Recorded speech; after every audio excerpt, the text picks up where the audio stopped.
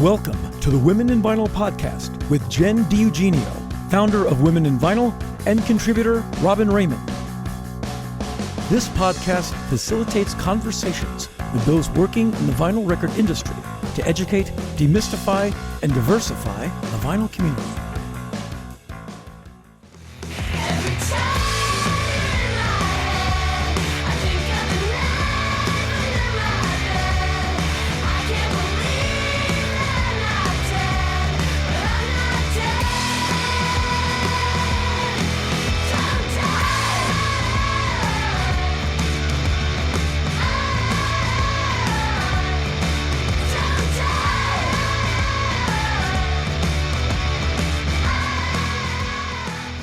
Thanks for listening to the Women in Vinyl podcast. Today we're talking to Ren Harcar, who works in quality assurance at Gotta Groove Records in Cleveland, Ohio. So great to have someone here to give a peek behind the curtain of quality control at pressing plants. I think a lot of us see comments these days on quality and vinyl. So Ren, thanks for joining us. Thank you so much for having me. I'm so happy to be on. Yeah, so that's Jen. I'm Robyn. That's Ren. Everybody get into it. Hello. Welcome to the podcast. Ren, we're so excited to have you on here. Thank you. I used to work in QA for a hot second too, so let's dish it, girl. And I live with a quality control guy. So I mean, Ray is the definition of quality, honestly. So yes. Top notch. Top notch. No audiological flaws there. So let's jump right in. Tell us how you found your way to vinyl, and also for people that don't know, a little bit about Gotta Groove. So Gotta Groove is based in Cleveland. We operate 8 presses. We have currently 2 shifts, 4 QAs and 4 press ops per shift. We are expanding at the end of this year, though. We're going to a 3rd shift. Nice. So my job is to work alongside the press ops and basically tell them what's wrong with the records that they're making, to be critical of their work. They love that. Yeah. And, every day is we're in constant conversation about the records that we're making and, constantly telling them, this is wrong, we need to get this better, making adjustments that lead to other problems, so. Well, this is what I'm guessing a day at Gotta Groove is. You open the doors and you just start singing the theme song to Drew Carey, right? Like it's just Cleveland rocks all day, all night. That's how it goes, right? Yeah, something like that. Everybody's dancing around. I love it. Wild we makeup. do the dance from the Drew Carey. Yeah, that's great. Intro. That's amazing. What does an average day in Ren's life look like at Gotta Groove? So I am on first shift, so I normally get in around 7. I like to get in when the press ops do, because I like to, get all my stuff in my office ready for the day and stuff. Yep. So the presses I'm assigned my 2 presses by my boss, Tim.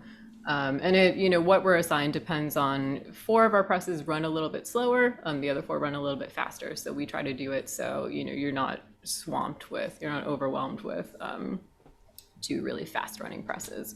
Yeah. So I come in, I coordinate with the ops so QA rotates every day on what presses we have, but pressing stays with their presses, I believe, for 6 months. So, because there's a lot of little quirks and stuff that they need to iron out, and it can take a while to figure out how to run a specific press. Totally. So I coordinate with whoever's presses I have. They get things up and running. I go out for the first copy, and that's when I do all my, I check alignment first. I weigh the records to make sure that they're in the correct weight range. That they're exactly 180 grams. Yeah. Right? Ish. Yeah. Exactly. Or for 140, no we don't even say 140, we just say standard weight. And right? Thank you. Yeah. There's the t-shirt, Jen.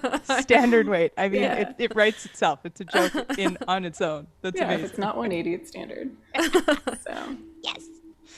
And I spot check if there's anything, any visible blemishes that I can see, just walking it back from the pressing floor, I'll spot check those. And then I listen through the full side. And I, with 2 presses, I alternate. I set a timer for usually 15 minutes to make sure that I'm back out on the press floor when that time is up to go get my next stack. And I'll have usually, it depends on how things are running, but I'll normally have a stack of like, I'd say 50 to, I don't know, 75 in a trip. And you're doing So and you're that's if things spot are running checking well. through those. Yeah. Yeah. So those come back with me to my QA room, and then, flip through them. 15 minutes later, I go back out. Yeah. And, since COVID, like we really started, before it was, as I'm finding issues, I'm running back and forth to the floor. But with COVID, we really tried to text more,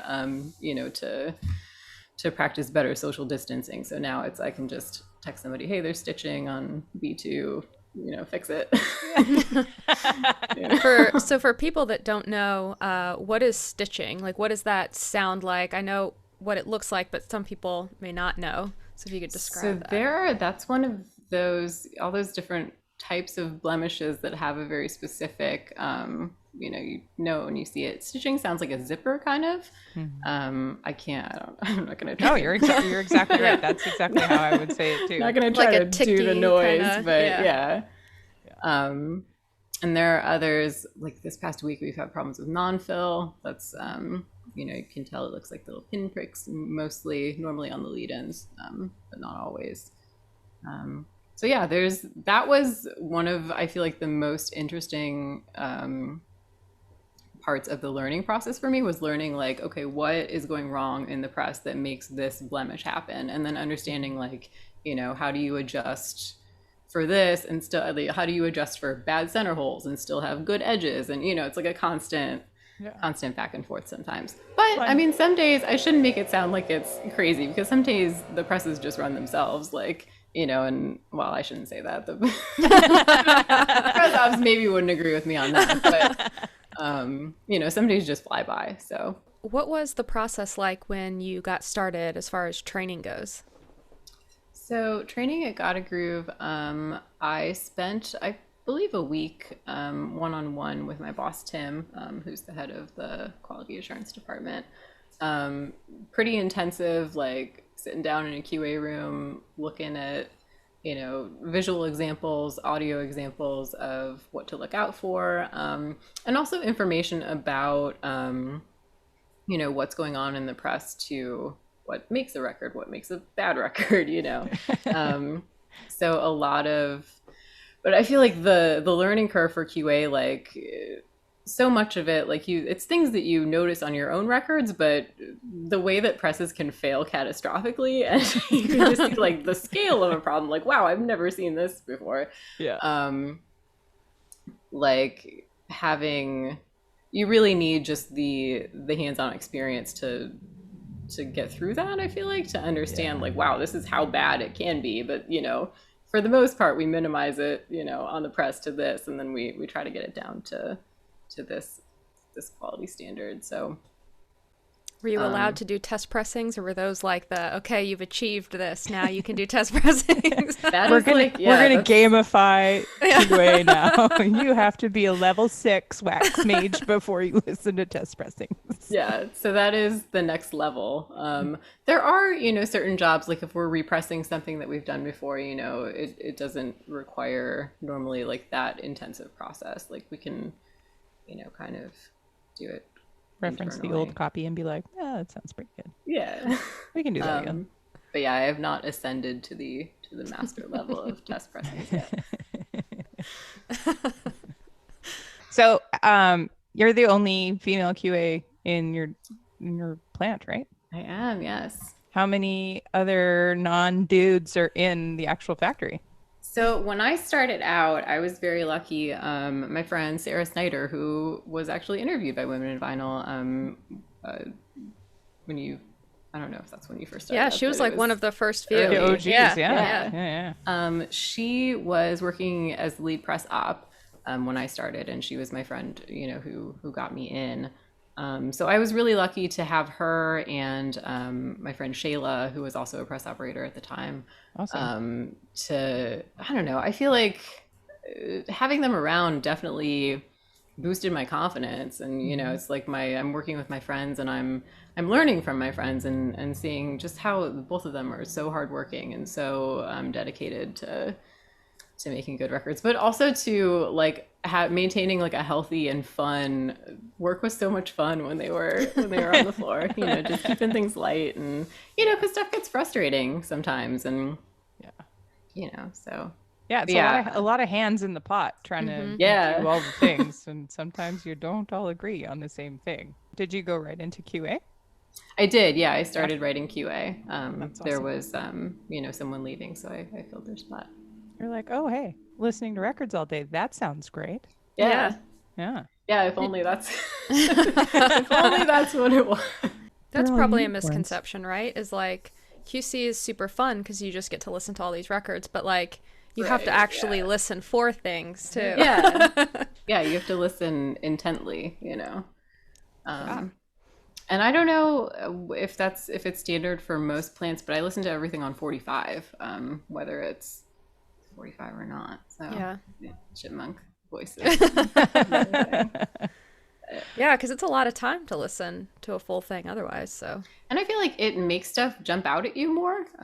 It makes things more easily. I feel audible. Like definitely like dimples and stuff, because you hear that like that crack rather than I found that it was tough to translate errors into different colors too. So like it's really easy to see like stitching on black, but it's really hard to see it on yellow or white or clear. Yeah. I mean, stitching is impossible to see on clear, but I mean, anything's impossible to see on clear, really. That's one of the things that I feel like, so I've never been like I've never been musically inclined as far as being musical myself. I've always been an artist and more like visually perceptive, I guess. And so that's been, I feel like, something that has been super helpful to me. It's been a strength, and like I love just like finally inspecting stuff up close. And so that I feel like that makes my job easier. We could talk about like steam and cooling and cutting edges and all of that kind of stuff too. I mean, label problems, curing labels. I mean, I feel like anybody that's ever worked in a pressing plant always has a label eye roll. Yep. And that's not even my job. I don't even have to do that, but So do you have your favorite machine? Yeah. They're one that's like always good. Number 3, Doris. She's awesome. It depends. No, not number 3. I don't like number 3. I gotta go. It depends, because as the ops rotate through our presses, I feel like it really opens up a doorway for, just like different problem solving, a different pair of eyes looking at a problem. But I like press 8, I think. That's a good one. It's normally, lately it's been having problems with dishing. But for the most part, that's one of our newer ones, and that tends to run, it's one of our faster running ones that runs a little bit slower than the rest of the other 4. What kind of presses do you guys have? So we have 4 Hamiltons and 4 SMTs. Okay. So are those sleeving on press? No. Okay. Nice. No. I always appreciate some time for the records to just chill. Yeah. Yeah. Yeah. So I know that our different plants operate differently, but we have, pressing and then QA and then packing separate. So yeah. And by dishing, you're talking about cupping too, right? So you get like a little bit of a wheat womp on your like a bowl, pop like a Snapple bottle. Yeah. That's a perfect analogy. Yeah. Just no cheeky message on the inside. Yeah. Messages, you failed at making this record. By the way, press ops. I mean, sometimes press ops really show their genius though, and their ability to like run on the fly, and they're like, oh no, a little bit hotter, no, a little bit colder, no, this, boop, boop, boop. Like, sometimes they can coax brilliance out of those things. It's crazy. Are you doing stamper inspections and like playing stampers stuff too, or are you just dealing with stampers? Pressed records? That's pretty much the domain of press ops. I know that other plants have QA, go over the stampers before they go in press. But yeah, that's mostly press ops, and then just the first copies off, I'm responsible for checking. Yeah, that's okay. Yeah. So did you start collecting? Yeah.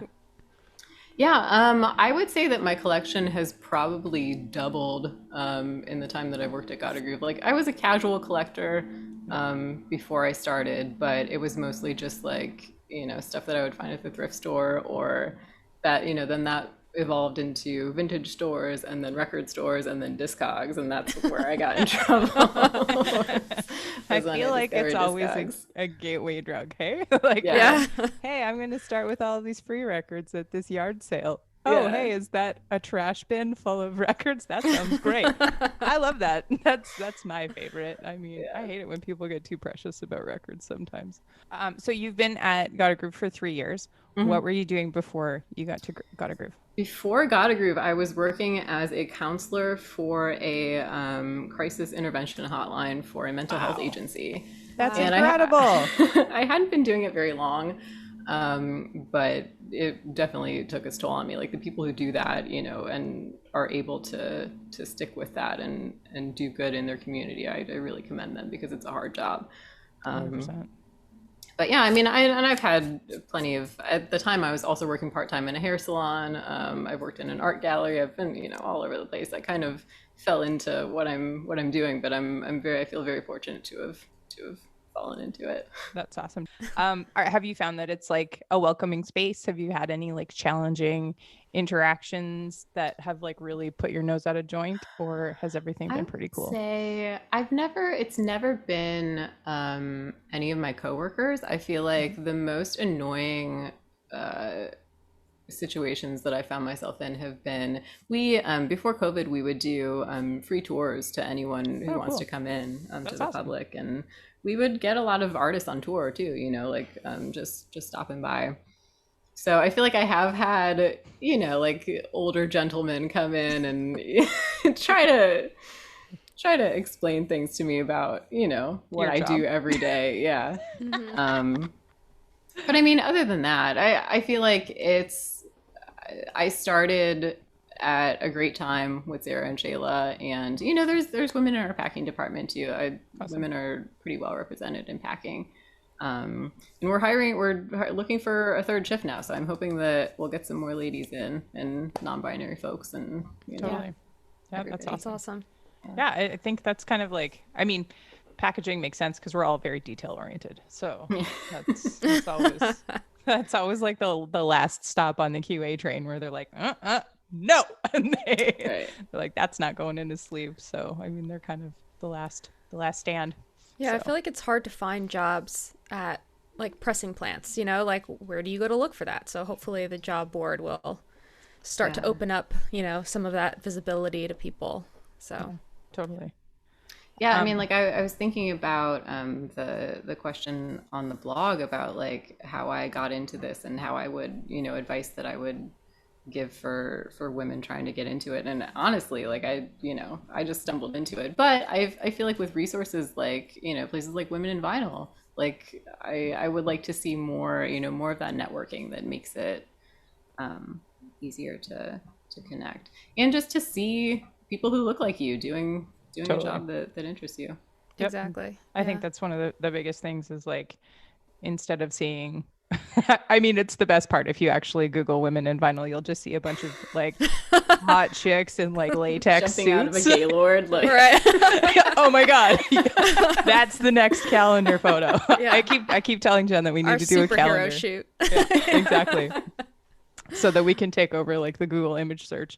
But that's exactly what it is. So I mean, Jet Galindo, one of our board members and mastering engineer extraordinaire, was talking about getting photos, like stock photos of women doing audio tech jobs even. And she's like, it's impossible to even find those. So, I mean, visibility is one of those huge, huge things. It's why Women in Vinyl actually started. Yeah. Yeah. Jen got spicy about a picture. She was like, no. I was so tired of this stupid meme. Exactly. I feel like we should make it a t-shirt. Oh, anyway. Yeah. Exploit it. Totally. Taking it back. Ren, how has working in QA change the way that you listen to music recreationally? Because I know I was like, you know what? I feel like silence is pretty good right now. It has. I'm definitely an introvert. I'm a person who's very sensitive to stimuli sometimes, like, being in my little QA room listening to, especially if I'm listening to something a job that is a huge quantity that I've been listening to for a while, like it does. I don't know. I feel like I go through it, ebbs and flows. Like some days I just, don't want to listen to anything at all when I get home from work. Some days, podcasts mostly. Yeah. But yeah, I would say it has changed my listening a little bit, but not totally. It has definitely changed how I look at my own record collection. That's what I was wondering. You're like, oh, who pressed that? Yeah. Take it to their doorstep. Yeah. It's fun though to learn, about the, markers to look for and knowing where stuff comes from, and, kind of comparing it to our quality standards and thinking about, like, would this have made it off the Who said yes to this one? Yeah. Yeah. I mean, when I was in QA, I kind of like, I had that internal battle a little bit, because I was like, as a collector, I would love this record, because there was like a couple double labels or like a misprint or something, and I was like, oh man, that's going to be so rad for somebody. Like, I mean, that's something people don't realize too, is like you have to make sure the labels are on the right side. oh, and that things are spelled Yeah. right. Right. Yeah, like down to like all of the text. Like if there's like track numbers, that the actual numbers are right, because I totally screwed that one up one time. There was like track 1, track 2, track 3, and it was labeled as track 1, track 1, track 1. And I totally missed it because the font was like 7 or 6. And I was like, I need like some sort of a crazy telescope or enlarging thing that was like way more than bifocals. I was like, I'm an old lady. Come on, really? I feel like I have kind of gotten a reputation at work for being like the typo police, honestly. 'Cause I've caught a lot of, on like big jobs too. You're like, how, you guys? Right. I was gonna say, I know you're not sacrificing quality, but have you seen with like crazy demand, just like from your perspective, buying, that quality is being maybe sacrificed some? I mean, we have had several large jobs this year, and I think that as we move to a third shift, like we'll be seeing more of that. I don't think that it impacts quality that much. I mean, our presses still run at the same rate. We do, sometimes have more of an impetus to get stuff out the door quick. So, when you run into stuff like, a stamper got damaged and we need to pause the job because we need to order more, like, that makes things stressful. But I wouldn't say that I don't know.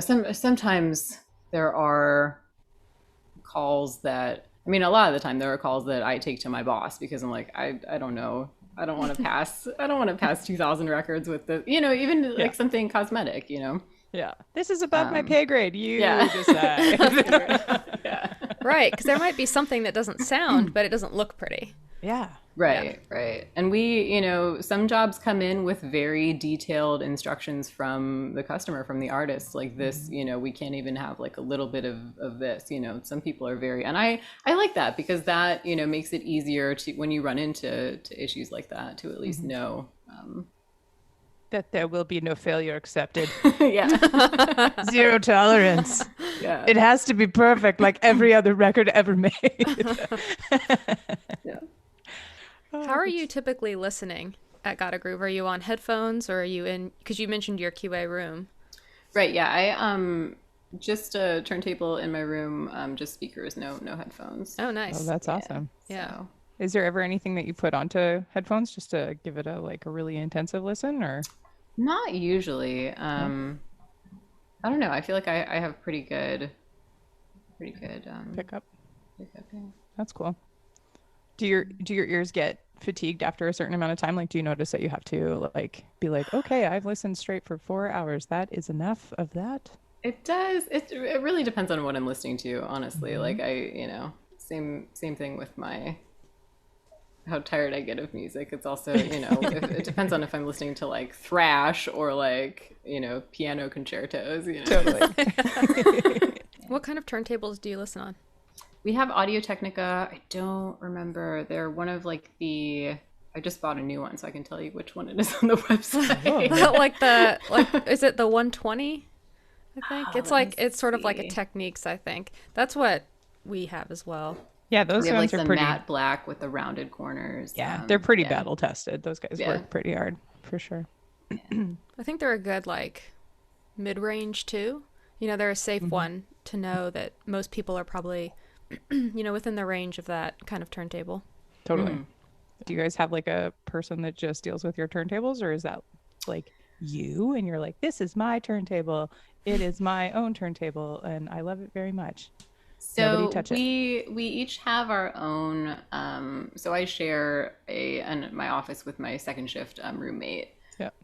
But yeah, I'm pretty much in control of my domain and my turntable and everything. Oh, if that's I have a great. problem, my boss is the guy to go to for That's helpful. setting things up and. Nice. Have you is there a band that you discovered because of doing QA? That you like put it on and you were like, oh, what? This is awesome. I had one of those. A lot of locals, weirdly, that I don't know that I. Yeah. That's what happened with me too. I'm going to shout them out. They're from Hamilton here in Ontario. They're called The Good Depression, and like one of the most killer splatter records that I've ever seen. Also, I mean, Wax Mage notwithstanding, and obviously, and it like as like fully self-funded, self-produced, self-everything, and I was like, you guys, and they even dropped it off at my house, and I was like, oh, you little angels, I love this record. It was so cute. But I mean, that was the best part for me. I love like finding new bands by accident. Yeah, there's so much. There's different like lines of like we have a black jazz repress line that we're doing, and it's stuff that I don't think I would have picked up anywhere else. But that's an awesome thing about my job. I get exposed to so many different just stuff that I would never find anywhere else. Yeah, that's awesome. I That's mean, awesome. it's been pretty prevalent on the Gotta Groove Instagram, which we'll put in the show notes. Yeah. But let's talk about Wax Mage and Oh, how let us those do boundaries that. are being pushed. Why don't you tell everyone about them? So Wax Mage is our in-house. It's run by Heath. It's Sweet our... baby Angel, one of my besties. Really? Yeah, I Awesome. talk to him every day. Literally I was talking every to day. him the other day about how nervous I was to do this, and he was like, "I know Robyn, I know Jen, you're gonna be fine. You're so nice." Like, Oh yeah. Yeah, we just talk about camouflage, everything all the time. yeah, he's big into the camo. Ridiculous. So Wax Mage is his gig, but our press ops, develop different variants and work on variants, and it's a constant conversation between him and them to, just think of weird new stuff to do and weird new stuff to put in records like that. I've never seen some of the stuff That bandana they one do. was bonkers. Yeah, so so much cool fabric and Yeah. Yeah, that's what I was going to ask. Like, what kinds of stuff? I saw some of the things you mentioned in the blog interview. But yeah, why don't you talk about some of that stuff? So I have one in my room that I QA'd that has razor blades in it. That was impossible to QA because some of them were like pressing out of the side. And I'm like, I could injure myself on this, guys. Like, but what else have we done? I have Danger one. pay, everyone. Danger pay. Yeah. I have some 7 inches with fishnet tights in them. Those are really cool. Yes. What else have we done? I think it was before my time, but there was somebody who requested burnt like flakes of Bible pages pressed into the record. It was intense. Shayla, like I think it was her last day in pressing, they pressed a bunch of jelly bracelets into a record that was just like this wobbly jelly bracelet, and it played. That is crazy. But So yeah, with that, like, I mean, because I mean, anybody that has listened to our 101 and 101.2, we talked about like the different fidelities of splatter and effects and things like that. So, I mean, when Wax Mage guys are doing those kind of runs, like how many records are you pressing? How many are you like rejecting out of a run like that to adhere to the standards that you guys have? Because I mean, they're really high because those people they're only pressing, like they're only ordering 100 because they're sold out like in 24 seconds of like going on sale. Right. So it depends on just like standard splatter. I think we run up to like a couple hundred. We do have like certain variants, we have limits on how many you can run.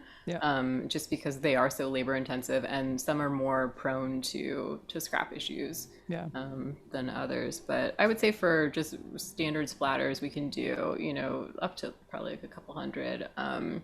The crazier variants, like a razor blade one, would obviously only be like one pack of razor 25 blades. max. Like, I feel like most Wax Mage orders are 25 for like a standard Wax Mage. Right. Wax Mage can mean like, just do whatever, free reign Dealer's to just choice. make something weird. Yeah. And are those being done on one of the regular presses, or are you using a semi for those? So they are done primarily on presses 1 and 2, are Hamiltons. Okay. So yeah, most of trying to think about like their setup. I know that they have like, I don't fully know. There's so much, like there's recipes for everything. I'm sure it's like, don't give away trade. Don't give away trade secrets. Yeah. Heath knows where you live. Don't worry. Confidential cookbook. Yeah, that's top secret. I bet they are. But I was curious because like some of them are just so crazy. Yeah. But it's so cool. I mean, that innovation, Heath is like the one as far as that is concerned, in my opinion, like really pushing the boundaries. There's no one else doing that. So. And letting people have like 25. Like there's no plant in the world that does a run of 25 of anything. Like that's my world. That's like lathe cut world, where we're just like, yeah, sure, we'll do 25. That's no problem. But like to get that done at a plant and be able to offer the most incredible looking records that you've ever held in your little hands, like that's pretty it's pretty rad. So do you have a band that you were like bonkers over after hearing them in your room?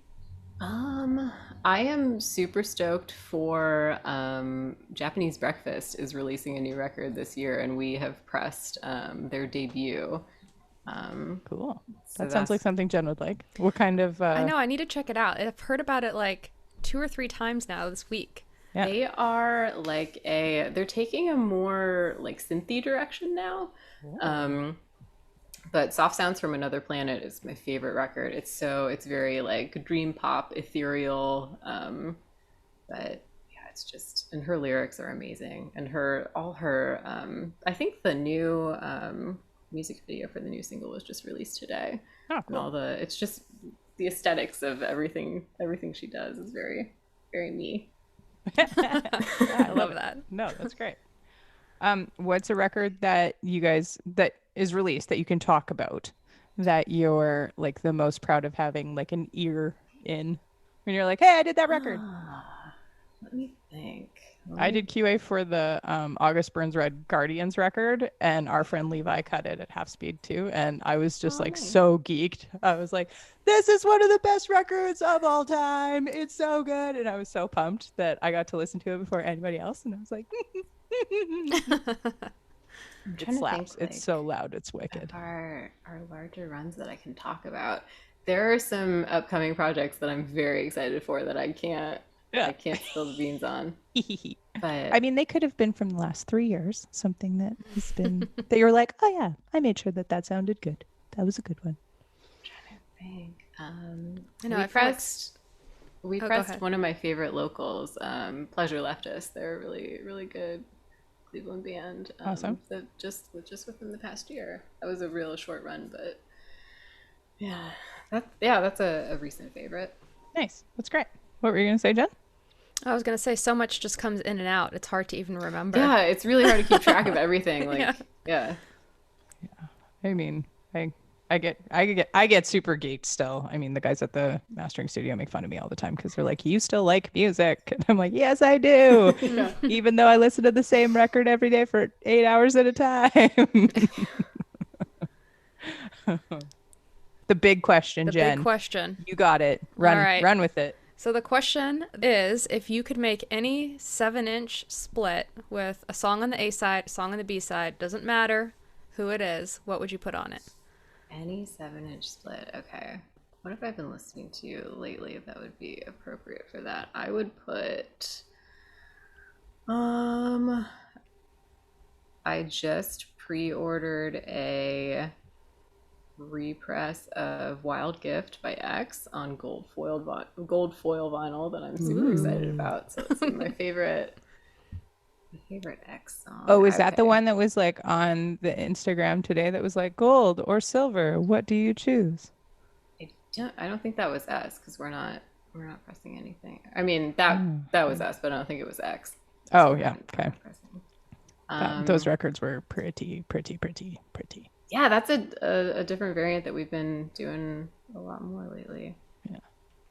I mean, I want more more than anything. I want one of the gold thread sweaters that says "Sorry, you didn't get one." Like, yeah. Yeah. So I mean, Wax Mage, if you're listening, I would love to have that sweater. Thanks. All right, what's on your B side? Okay. B side, I'm going to say, what's just like one of my favorite songs? I'm gonna say "Heartbeats" by The Knife. That's one of my. I can just listen. I never get tired of that song. I've had that song on repeat for like the last. I know. I have to look them up. Yeah. I'm very like my taste is very femme. I love female vocals and everything. I like just weird avant-garde punk. I grew up with punk. Punk is that's my wheelhouse, but weird art punk especially. Mm-hmm. Awesome. So, yeah. And you mentioned that you're an artist, so this is your time to shout out all of your socials should you want to. Where can we find Where your can art? we creep you? Where can we appreciate you? Where can we point people to throw all of their dollars at? So you should follow Gotta Groove for sure, and Wax Mage on Insta is Wax Mage Records. Gotta Groove is Gotta Groove Rex. My personal Instagram with my art and everything is a Bouncing Souls reference. It's I appreciate super that. old, APT5F. So it's like apartment, the abbreviation for apartment 5F. Awesome. Nice. Song. That's me. That's my art. I also have my website, and I have an Etsy where I sell stickers and yeah. What's that? Let me that throw it at me so I can put it in the show notes. That is Etsy. My shop name is High Voltage Gifts. One word. Oh, I like it. Yeah. I make little volume knob pins. Oh, cute. Love that. That's awesome. Well, thanks so much for spending all this time with us, Ren. Thank you so much for having me. Great. Super appreciate It's so cool. it. I feel like a celebrity. As you should. I mean, we're international now. Yeah. Well, whenever everyone's vaccinated, we have to like have a meetup place somewhere. Yeah. The Women in It'd be Vinyl so Conference. fun. Yeah, I would love that. No Hang out, boys play allowed. records. It's time to go NPR now. So thanks again, Ren, for joining us and making time to come on the Women in Vinyl podcast. We really appreciate your time and your knowledge and your willingness to pull back the curtain on the old factory. And your awesome yellow hair. Yeah. I mean, Thank you so much. Patreon will love that.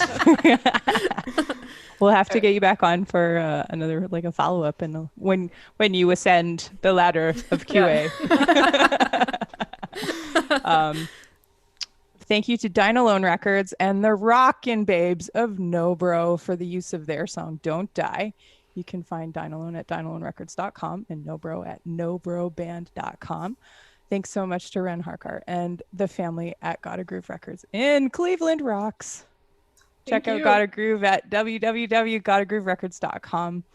You can find Ren on Instagram at APT5F and also on Etsy at High Voltage Gifts.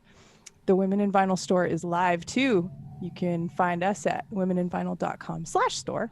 There's also, as always, join the conversation on Instagram or send us a note at media@womeninvinyl.com. Check out womeninvinyl.com for past episodes and the amazing archive of interviews.